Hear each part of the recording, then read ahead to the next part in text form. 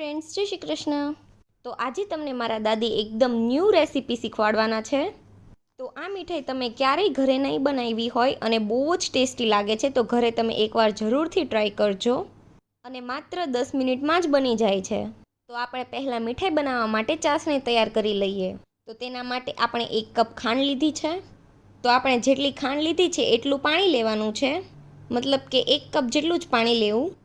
તો 1 કપ ખાંડ અને 1 કપ પાણી આ રીતે મેજરમેન્ટ લઈ લેવાનું.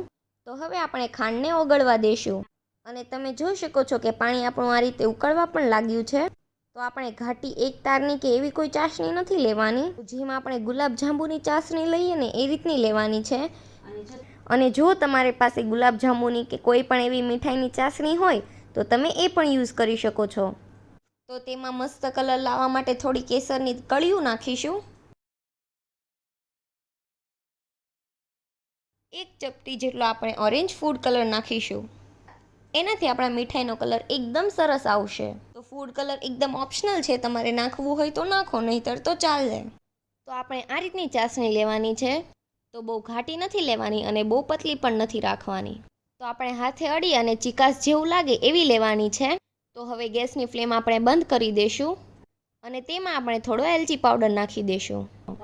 તો આપણી ચાસણી રેડી થઈ ગઈ છે, તો તેને આપણે સાઈડમાં મૂકી દઈશું. અને અહીં આપણે એક બાઉલ લેવાનું છે અને તેમાં આપણે 1 કપ મલાઈ લેવાની છે. અને આ રીતે જે ફેટવાનું આવે વિસ્કર, એનાથી ફેટવાનું છે. તો તમે મલાઈની જગ્યાએ ફ્રેશ ક્રીમ પણ યુઝ કરી શકો છો. તો તમે આ રીતના થોડુંક ફેટશો ને તો એકદમ સ્મૂથ અને એકદમ ક્રીમી થઈ જશે. તો આ રીતની જ કન્સિસ્ટન્સી રાખવાની, બહુ વધારે નહીં ફેટવું, નહીંતર તો માખણ બની જશે. તો આ આપણી મલાઈ ફેટાઈ ગઈ છે.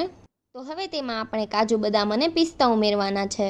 તો 1/4 કપ જેટલા પિસ્તા, 1/4 કપ જેટલા કાજુ, 1/4 કપ જેટલી સમારેલી કિસમિસ, 1/4 કપ જેટલી બદામ.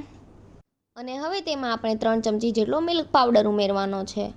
અને બધું જ સારી રીતે મિક્સ કરી લેવાનું છે. તો આ તમે જોઈ શકો છો કે આપણી મીઠાઈનું સ્ટફિંગ જે હોય એવું તૈયાર થઈ ગયું છે. તો આમાં આપણે ખાંડ એડ નથી કરવાની, કેમ કે આપણે ચાસણી લીધી છે ને, તો ખાંડની જરૂર નહીં પડે.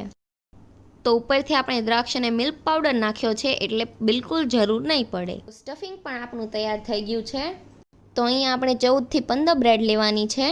અને આ રીતના જે સાચા જેવું કટર આવે ને તે લેવાનું છે. અને જો તમારી પાસે આવું કટર ન હોય તો કાંઠાવાળું બાઉલ હોય તેનાથી કટ કરી લેવું.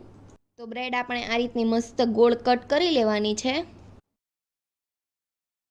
તો બધી જ બ્રેડ આપણી કટ થઈને તૈયાર થઈ ગઈ છે. તો આપણે એક બ્રેડ લેવાની છે અને તેમાં જે આપણે સ્ટફિંગ તૈયાર કર્યું છે ને તેને ઝાઝા અમાઉન્ટમાં આ રીતે સ્પ્રેડ કરી દેવાનું છે. અને બીજી બ્રેડ ઉપરથી મૂકીને સેન્ડવિચ જેવું બનાવી લેવાનું છે.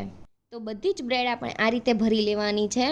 તો તમે જોઈ શકો છો કે બધી જ બ્રેડ ભરાઈને તૈયાર થઈ ગઈ છે. તો આપણી ચાસણી પણ પહેલાં કરતાં થોડી ઘટ થઈ ગઈ છે, થોડી વાર પડી રહી એટલે. તો આ રીતની કન્સિસ્ટન્સી આવી જવી જોઈએ આપણી ચાસણીની. તો બ્રેડને આપણે ચાસણીમાં આ રીતે ડુબાડી દેવાની છે અને તરત જ લઈ લેવાની છે, બ્રેડને તેમાં રાખવાની નથી. બધી જ સાઈડથી બ્રેડને ચાસણીમાં એકદમ સારી રીતે ડીપ કરી લેવાની અને પછી તેને ડ્રાય કોકોનટમાં આ રીતે રગદોળી લેવાની. તો બધી જ મીઠાઈ આપણે આ રીતે તૈયાર કરી લેવાની છે.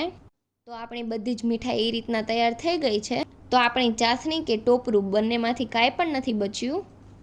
તો કાજુ બદામ અને પિસ્તાના મદદથી ઉપરથી થોડું ગાર્નિશ કરી લઈશું. તો આ આપણી એકદમ સ્પેશિયલ અને યુનિક મીઠાઈ 10 મિનિટમાં જ બનીને તૈયાર થઈ ગઈ છે. તો આપણે હવે મીઠાઈને થોડી કટ કરીને ટેસ્ટ કરીએ. તો બા અહીંયા મીઠાઈને ટેસ્ટ કરે છે. તો આપણી મીઠાઈ એકદમ જ્યુસી, ક્રીમી અને એકદમ સોફ્ટ બની છે. અને ટેસ્ટમાં પણ બધાને બહુ જ ભાવે એવી બની છે. અને જો તમને પણ આ મીઠાઈ ગમી હોય તો વિડીયોને લાઇક કરજો, શેર કરજો અને અમારી ચેનલને સબસ્ક્રાઈબ કરી દેજો. Thanks for watching.